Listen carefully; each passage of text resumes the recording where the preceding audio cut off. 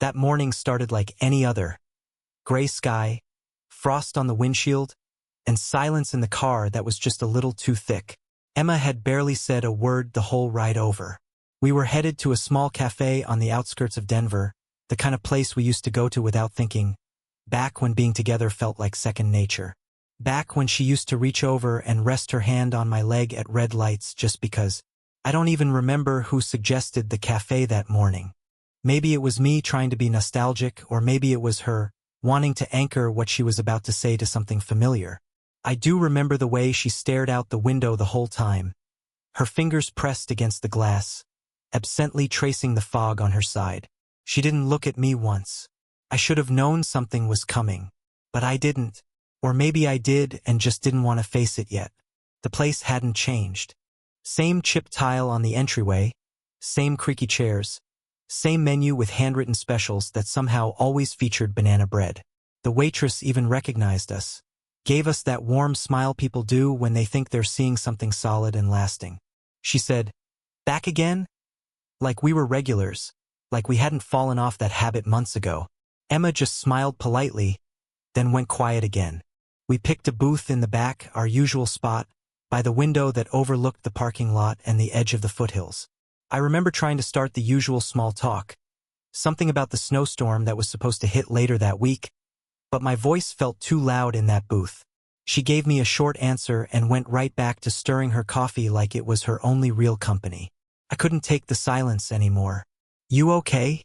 I asked, even though I already knew she wasn't. That's when she looked at me, and I mean really looked at me, for the first time in weeks, maybe months. There was no warmth in her expression, no softness, just something heavy and distant, like she had already said goodbye in her head long before we ever sat down at that table. "I need to tell you something," she said, and right then, my heart dropped, not because of what I thought she might say, but because of how calm she sounded, detached, almost rehearsed. She paused for a second like she was giving me a chance to brace myself. I didn't. "There's someone else," she said, just like that. I stared at her, trying to process the words. My ears rang, like my body was rejecting the message before it could settle in. There was no emotion in her voice, no tears, no apology. She said it like she was delivering the weather report. Clear skies, chance of devastation, and before I could even react, she launched into a justification. Like she'd been carrying this speech around in her back pocket, just waiting for the right setting. "It's not what you think," she said. "This didn't just happen. It's been building for a long time. I didn't plan for this, but..."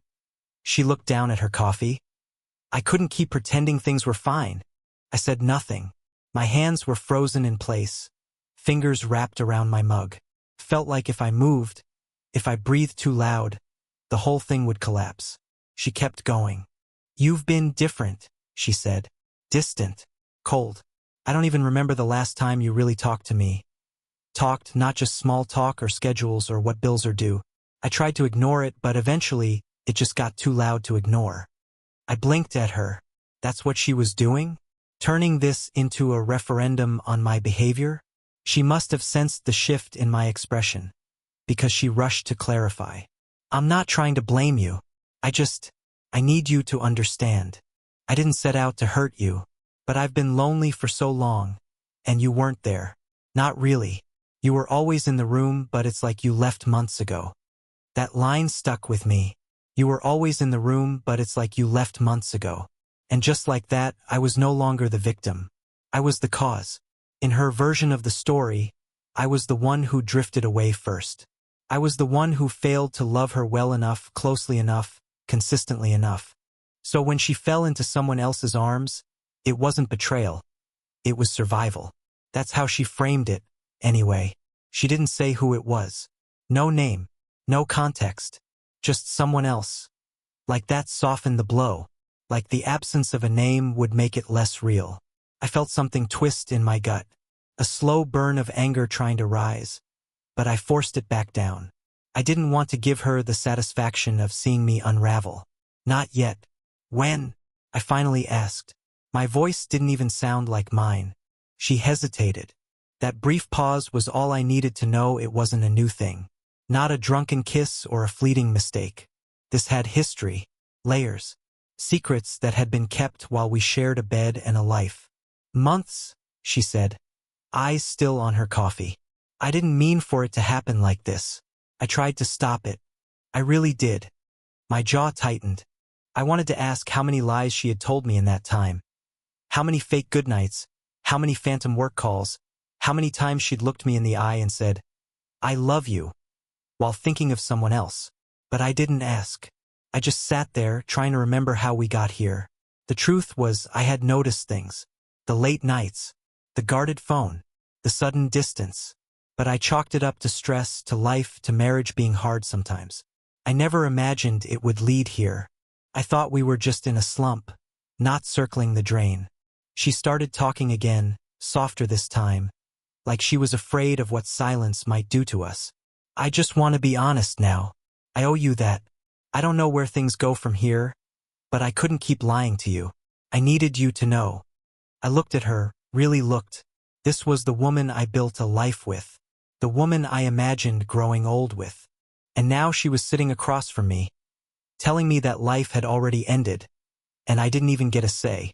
The thing that hit me hardest wasn't the cheating. It was the rewrite of history. Like all the good years didn't matter anymore. Like the love we had didn't count because it didn't fit the narrative she needed to justify her actions. I took a long breath and nodded. Not because I agreed. Not because I forgave. But because I couldn't trust myself to speak without saying something I'd regret. She seemed relieved at the gesture, mistaking my composure for understanding. That stung more than anything else. We finished our coffee in silence. I didn't touch the banana bread. When I left the cafe that morning, I didn't drive home right away. I sat in the parking lot for a while, keys in the ignition, engine off, just staring at the snow gathering along the windshield. My hands were still wrapped around the steering wheel like I was waiting for someone to give me a signal to move. Like maybe if I sat still long enough, the world would start making sense again. But it didn't. Instead, I kept replaying what she said, over and over, like I'd missed some detail I was supposed to catch. You weren't present. You were emotionally cold. I felt alone. That's how she framed it. As if those things were permission slips. As if they explained away the choice she made behind my back. And I started to wonder, was she right? Had I been so caught up in the grind, in routine, in work, that I didn't notice her slipping away? Maybe I did stop trying. Maybe I stopped asking the little questions. But then again, how much effort does it take to not sleep with someone else? I shifted in the seat, ran my hands over my face, and for the first time in a long while, I let myself feel it. The hurt, the confusion, and underneath all of that, this sharp, growing sense of recognition. 'Cause suddenly, it all started to make sense. The signs weren't hidden, not really. I just didn't want to see them. Started slowly. Subtle things that I dismissed as coincidence or stress. She'd been working late more often, especially on Tuesdays and Thursdays. At first, I didn't think anything of it. Her company was going through restructuring, deadlines were tighter. It made sense. But then there were the missed calls, the unread texts. I'd message her during lunch breaks, something simple like, "You good?" Or, "What do you want for dinner?" And hours would go by without a reply. Eventually she'd respond, but it always felt like an afterthought, like she was checking a box. There was a time when she used to send me little updates throughout her day. Memes, rants about annoying coworkers, pictures of her lunch or the skyline from her office window. I used to find them charming, like small reminders that we were thinking of each other even when we were apart. Then one day they just stopped, and I didn't question it. I assumed things were just hectic. But it wasn't just that. She became quick to anger, snapping at the smallest things. I'd forget to unload the dishwasher or leave a laundry basket out, and suddenly I was being accused of not caring, of taking her for granted. It felt like every conversation was an argument waiting to happen. I remember wondering what had changed, why the tension in our home had gotten so thick, why the air felt different. I thought maybe it was me. Maybe I really had become a worse version of myself without realizing. But now I see it wasn't just about the dishwasher or the laundry. Those fights were misdirection. They gave her a reason to feel morally justified. Like she was the one dealing with the burden, not the one creating it. And then there was her phone. I used to joke about how she and her phone were inseparable. She was always scrolling, always taking photos. But sometime in the last few months, something shifted. She never left it out anymore. It followed her everywhere, bathroom, shower, even when she took the trash out. And when it buzzed, she'd glance at it with this half smile and turn the screen over before I could catch a glimpse. I remember once, we were on the couch watching some documentary, and her phone buzzed 3 times in a row. She didn't open it, just looked at the notification and put it face down. "You gonna check that?" I asked casually. "It's just work," she said, her voice clipped. "On a Saturday night?" She didn't answer, just turned back toward the screen and curled up tighter into the blanket like that was supposed to be the end of it. Another time, I walked into the room and caught her mid-laugh while texting. When she noticed me, she immediately minimized the screen and flipped the phone. "Who's that?" I asked. "Just a meme someone sent. Nothing important." I didn't press. I remember thinking, if she were hiding something, she wouldn't be laughing like that. But now I know better. Laughter doesn't mean innocence. Sometimes it means comfort, familiarity, connection with someone else. And then the social media shift. That was one of the first big ones, though it didn't feel that way at the time. We used to post about each other pretty often. Not in a performative way, just little **TS of our life. Coffee dates, hiking trips, dumb selfies. She used to tag me in everything. But at some point, she scrubbed all of it. It wasn't all at once. I noticed first that our anniversary post from the year before had disappeared. Then the beach photo from our vacation in Oregon. Then slowly the rest. I asked her about it once. Tried to play it off as curiosity. "Hey, did you delete that picture of us at the lake?" She didn't even look up from her phone. "Yeah, just cleaning up my feed." Felt cluttered. Cluttered. That's what we were now. I brushed it off at the time. I mean, who am I to care about Instagram posts? But now I understand. That was her clearing the path. Making room for a new version of herself that didn't include me. She also started canceling plans more often. Dinner with my parents? Too tired. Game night with friends? I have to finish a project. Weekend road trips? Can we just stay in? But even when we did stay in, she was distant, distracted, eyes glazed over, always mentally somewhere else. And the weirdest part was the timing of her smiles. It wasn't that she stopped smiling altogether. It's just that I wasn't the reason for them anymore. I'd catch her grinning at her phone, humming a song in the kitchen, texting late into the night with this secretive glow on her face. But when I walked into the room, the smile vanished, like it wasn't meant for me. That's when I really started feeling like a stranger in my own house. It wasn't just emotional distance, it was physical too. Her touches became obligatory, her kisses brief, her hugs half-hearted. She used to reach for my hand when we walked anywhere, even across a parking lot. Lately, she'd walk 2 steps ahead with her hands in her coat pockets. It was like I'd been quietly replaced, but no one told me. And yet, through all of it, I kept giving her the benefit of the doubt. Maybe she was tired. Maybe work was overwhelming. Maybe we just hit a rut and it would pass. I told myself all the right lies. I chalked up the secrecy to stress, the silence to fatigue, the distance to growing pains. I tried to talk to her, asked if something was bothering her, if she felt like we were drifting. She'd always say no. "We're fine," she'd insist. "Why are you making something out of nothing?" And I believed her. God, I wanted to believe her. Because the alternative, the idea that someone I loved, someone I built a life with, was actively betraying me, that felt too heavy to carry. So I didn't. Until now. Until she sat across from me at that cafe and unloaded her guilt like a confession she'd rehearsed in the mirror 100 times. And the worst part? She didn't seem sorry. Not really. Not in the way that counts. She seemed relieved, like she'd been holding her breath for months and could finally exhale now that the truth was out. Meanwhile, I'm the one gasping for air. I told myself I wasn't going to go looking, that I didn't need proof, that hearing it from her was enough. More than enough. But that wasn't the truth. The truth was, I needed something physical, tangible, something I could hold in my hands when the silence got too loud and my mind started playing games. Something that said, "You're not crazy. This actually happened."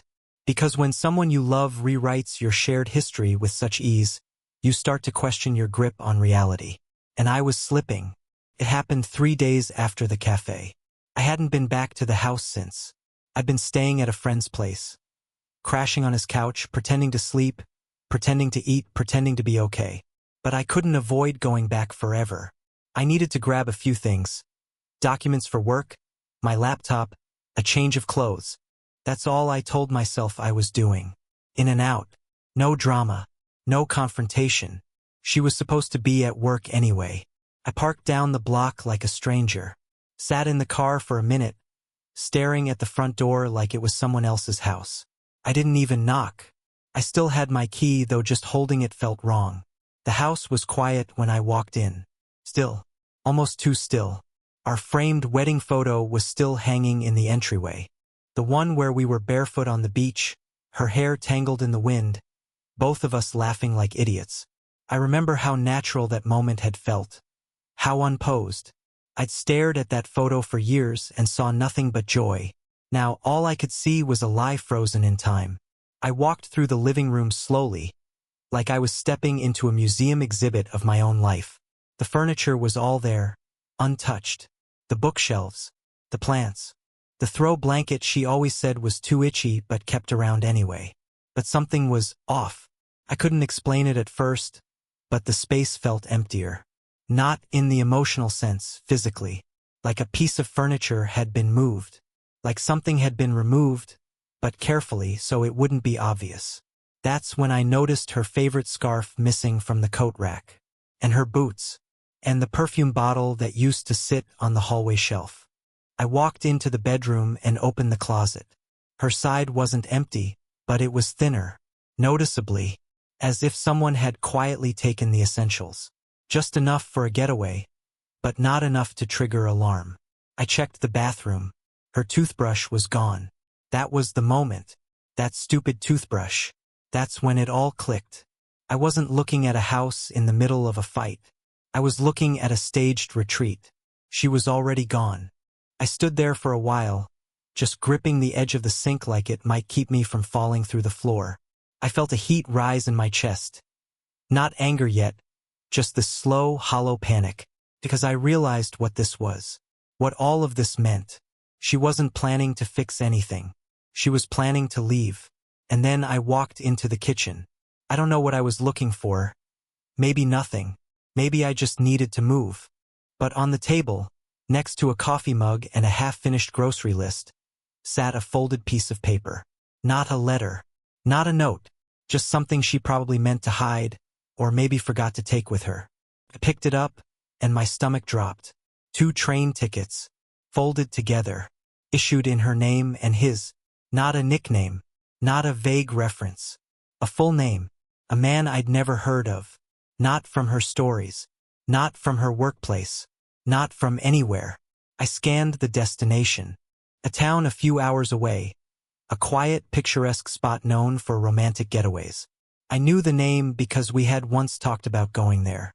She even showed me photos of the cabins on Airbnb. I remember telling her, someday. Apparently someday came, just not with me. There was also a hotel reservation printout, tucked in behind the tickets. 2 nights. 1 room. The dates matched one of her work trips from last month. The same one she claimed had gone late and left her too tired to call. I stood at the table, holding that little stack of paper like it was radioactive. My heart was pounding. My ears were ringing. And for a second, the whole room tilted sideways. This was it. The line. The confirmation. The moment I couldn't unsee. It wasn't theoretical anymore. It wasn't, she might be hiding something. It wasn't, she seems distant. This was concrete. Names, dates, transactions, a narrative with receipts. I had imagined this moment so many times. Catching her in the act, cornering her with undeniable proof, watching her crumble under the weight of her choices. But standing there, alone in our kitchen, all I felt was tired. bone-deep tired. I sank into one of the kitchen chairs and just stared at the tickets. For what must have been an hour. The details blurred. I started picking apart everything in my head, trying to align the timeline. That Thursday night when she said her phone died. The business conference I had asked her to take photos at, and she said it wasn't that kind of event. The weird phone call she took on the patio when she thought I was asleep. It all lined up now. Every lie was a thread, and this was the knot at the center. I thought about calling her. I even pulled out my phone and hovered over her name. But what was I going to say? I found the evidence? She already knew the evidence existed. She lived it. And maybe that was the part that cut the deepest. The idea that she had accepted this version of herself. Not just as a slip, but as a lifestyle. I think some part of me still believed this was a mistake. That she'd had one too many drinks and slipped up. That it was guilt eating her alive.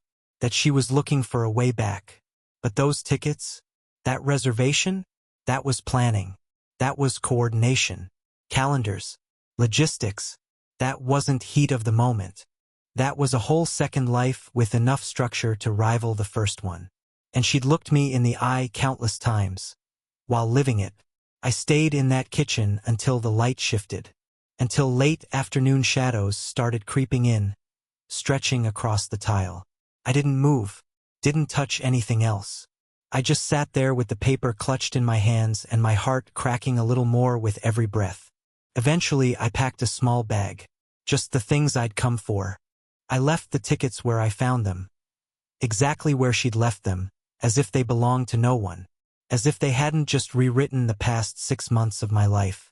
On the way out, I paused at the wedding photo again. It hit different this time. I didn't feel sad or nostalgic. I felt duped, like I was looking at a brochure for a vacation that never existed. She'd smiled for that camera. I had too. But one of us had meant it. I locked the door behind me. When I got back to the car, I finally let myself cry. Not a loud sob. Not the movie kind. Just a slow, silent unraveling behind the wheel. I sat there, parked under that pale winter sky, trying to remember when exactly I lost her. Was it gradual? Or did she leave me all at once and just forgot to tell me? I don't know. All I know is whatever we were, it wasn't ours anymore. They say you'll remember the moment everything changes. That there's a before and an after, a distinct line separating who you were from who you'll become. For me, that line was drawn across a cafe table, in the faint clink of a coffee cup being set down, in the way Emma's eyes didn't flinch when she told me about him. But the moment, the real, irreversible moment, came a little later, and it wasn't loud. It wasn't dramatic. It was quiet, simple. It was the sound of my wedding ring hitting wood. After finding the train tickets and hotel receipt, after seeing with my own eyes that she hadn't just stumbled but built a new world behind my back, I went back to the place where it all started, that same cafe 2 weeks later. Not with her. Alone this time. I don't even remember the drive there. Just the blur of snow along the roadside and the heaviness in my chest. It was like I needed to revisit the crime scene. Not because I expected to find answers, but because I needed to feel something rooted. Something final. Closure, maybe. I sat at the same booth. Back corner. Window to the hills. The waitress recognized me. Gave a warm smile that flickered into something more cautious when she noticed I was alone. "No wife today?" she asked gently. I just shook my head. "Not today." She nodded like she understood. Maybe she did. Maybe she saw more in that cafe than I ever had. Beginnings, endings, confessions over pancakes and divorces in progress over coffee. I ordered the same thing as last time, black coffee and banana bread. I didn't even want it. I just wanted everything to match. Everything to line up. Like replicating the scene would help me process what changed. As I waited, I pulled the ring from my pocket. I hadn't worn it since that day I left the house with the proof still fresh in my hands. I'd kept it on my nightstand at the place I was staying, sometimes picking it up, sometimes pretending it meant nothing. But it did mean something. It meant everything for a long time. I turned it over in my fingers, watching the way the light caught the tiny scratches along the band. Scratches from work, from yard chores, from accidentally dropping it on the bathroom floor one morning. Little signs of life. Little imperfections. We'd chosen simple rings. No engraving. No fancy metal. Just something solid. Something we both agreed felt us. Back then, us meant something. I remember the day I bought it. I'd gone to 3 different stores just to make sure I found the one that looked right on her hand. I thought the ring would be the start of everything. A symbol of forever. I never imagined it would be reduced to a reminder of how blind I'd been. I stared at it for a long time, and then, without thinking too hard about it, I placed it on the table. Not as a gesture. Not to be poetic. Just because I couldn't carry it anymore. It sat there in the middle of the wood grain like a period at the end of a sentence I didn't want to finish. It was over. Not just the marriage. Not just the betrayal. But the version of me that was willing to keep pretending. The version of me that might have tried to fix something already dismantled in secret. That man was gone. And in his place, there was someone exhausted. Someone raw and bruised, but also, finally, honest with himself. I picked up my coffee and took a sip. It burned a little going down, but the bitterness was welcome. Felt real. Present. I didn't touch the banana bread again. A couple sat down in the booth across from mine. Mid-30s, holding hands, laughing over something on a phone screen. I caught myself staring. Not with jealousy, just curiosity. I wondered if that was what we'd looked like once. If people had ever looked at us and thought, now there's a couple who has it figured out. We probably had them fooled. Hell, we had me fooled. I left a tip, nodded at the waitress, and walked out without the ring. As I stepped outside, the cold hit harder than I expected. I pulled my coat tighter, took a deep breath, and looked up at the sky. Gray as always, heavy with the promise of more snow. But it was also still, quiet, peaceful in a strange way. I didn't cry. I didn't shake. I didn't feel like I thought I would. I felt ready. That was the moment of separation. Not just from Emma, but from the version of myself who would have kept bending, kept waiting, kept hoping she'd come back with the truth instead of another excuse. In the days that followed, I moved out officially, packed my things, took only what was mine. No passive-aggressive notes. No final showdown. She wasn't there, anyway. We didn't say goodbye. We didn't need to. She had left long before I did. Physically, emotionally, in every way that counts. I'd just been slow to catch up. I found an apartment a few miles from the city. Nothing special. Small kitchen, older floors, windows that fogged up in the morning. But it was mine. No echoes. No silent tension hanging in the corners. Just a bed, a desk, a place to sit and breathe. I started going on long drives again. Something I hadn't done in years. I used to love the open road, the way the world unfolded slowly around every bend. Somewhere along the way I lost that, got caught up in commutes and errands and schedules. Now I drove without a destination. One evening, I pulled off into a viewpoint just outside the city. Mountains in the distance, sun starting to dip behind them, casting everything in gold. I sat on the hood of my car and just watched, and I thought about everything. I thought about Emma's face when she told me. I thought about how she framed it like I was the one who abandoned her first. I thought about all the mornings she kissed me goodbye knowing someone else was waiting. I thought about that goddamn toothbrush being gone before I even asked her to leave. And I thought about that ring, still sitting there on the cafe table, probably swept away by now. Gone. And finally, I thought about the future.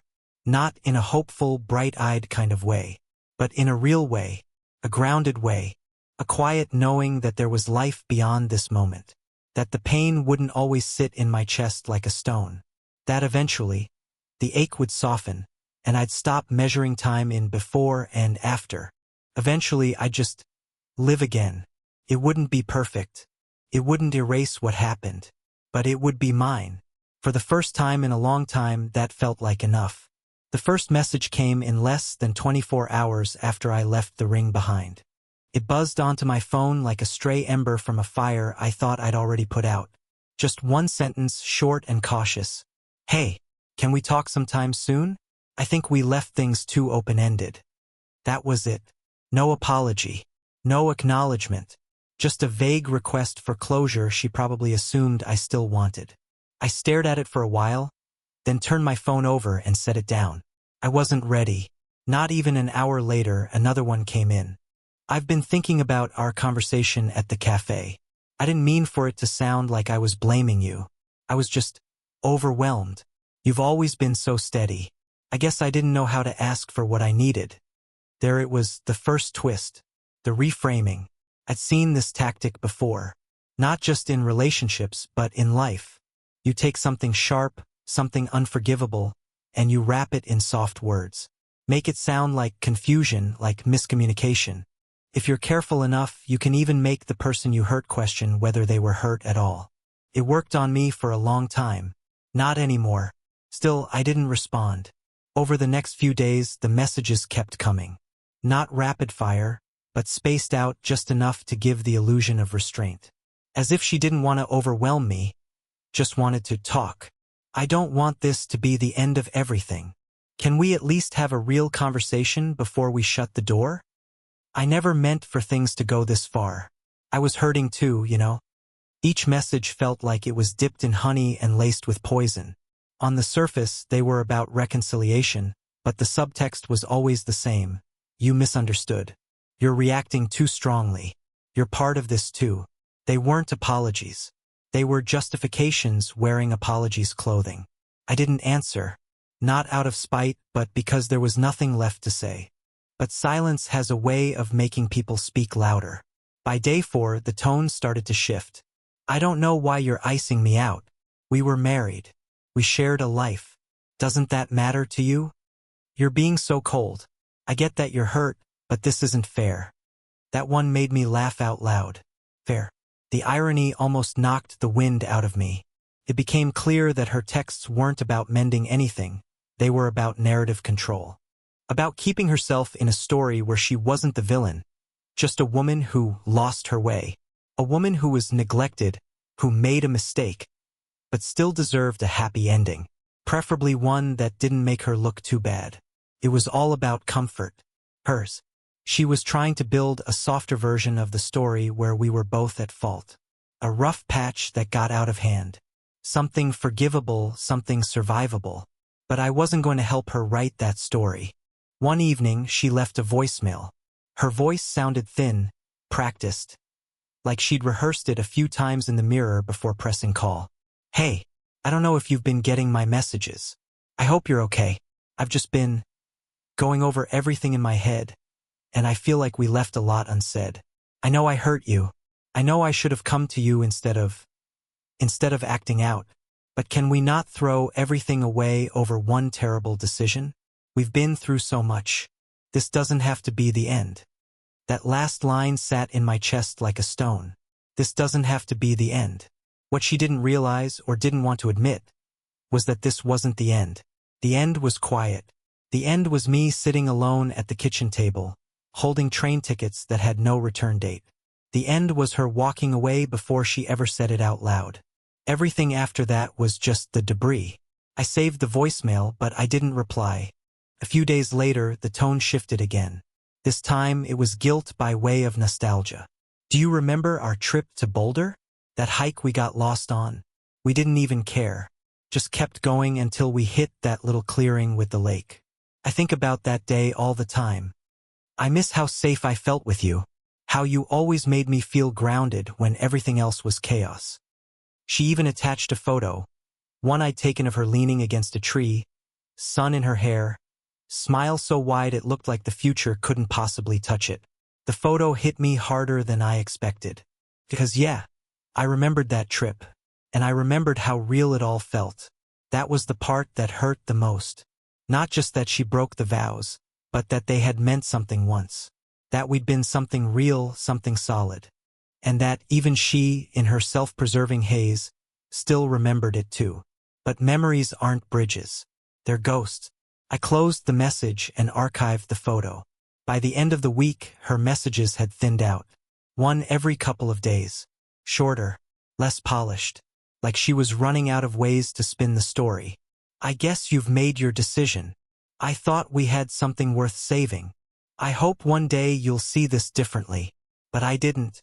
If anything, the space gave me clarity. I started seeing the pattern for what it was. The way she'd always found ways to tilt the focus away from her choices and toward mine. Her unhappiness wasn't something she brought into the light. She let it fester and then used it as a hall pass to betray me. And now, instead of owning it, she was trying to rebrand it as a misstep. I wasn't interested in the rebrand. I wasn't angry anymore. That was the thing that surprised me the most. I thought I'd stay furious, that I'd stew in bitterness or revenge fantasies. But after a while, the anger burned off, and what was left wasn't rage. It was clarity, and clarity feels a lot like peace. I wasn't the man she described, emotionally absent, cold, distant. I wasn't perfect, sure. No one is. But I showed up. Every day. I made space. I asked her to talk, to let me in, and when she didn't, I assumed it was stress or burnout. I never imagined it was a countdown. And when she crossed that line, she could have stopped. She could have chosen honesty.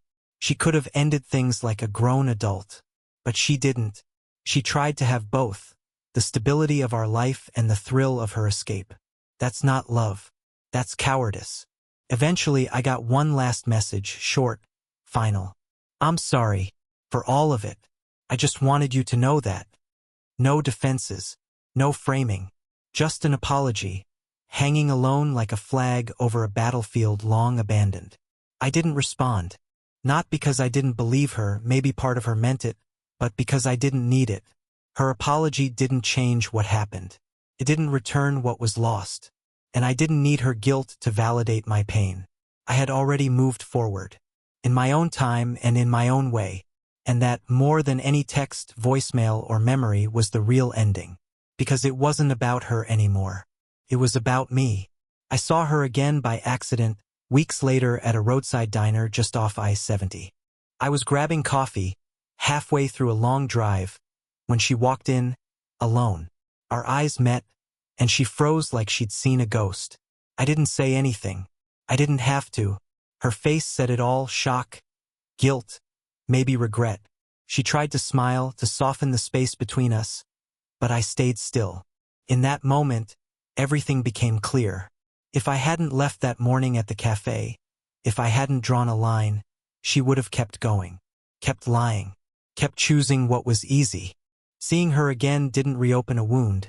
It confirmed that walking away had been the right choice. Closure doesn't always come in words. Sometimes it's in silence, in knowing, in not needing anything from the person who broke you. I finished my coffee, nodded once, and left. I didn't look back. I moved in with my brother in Nevada. Quiet town. Clean slate. I woke up each morning without the weight of trying to fix something that was already broken. There was no big plan, no mapped-out future. Just space to breathe. I picked up old habits again. Journaling, hiking, music I used to love. For the first time in years, I wasn't someone's afterthought or emotional scapegoat. I was just me. That morning at the cafe, the sound of my wedding ring hitting the table, the cold air when I stepped outside. It all came back sometimes. But not in pain. In clarity. I hadn't lost everything. I had chosen myself. That ring wasn't the end. It was the beginning of a life where I no longer begged to be seen. I didn't know where the road led, but it was mine now. And that was enough.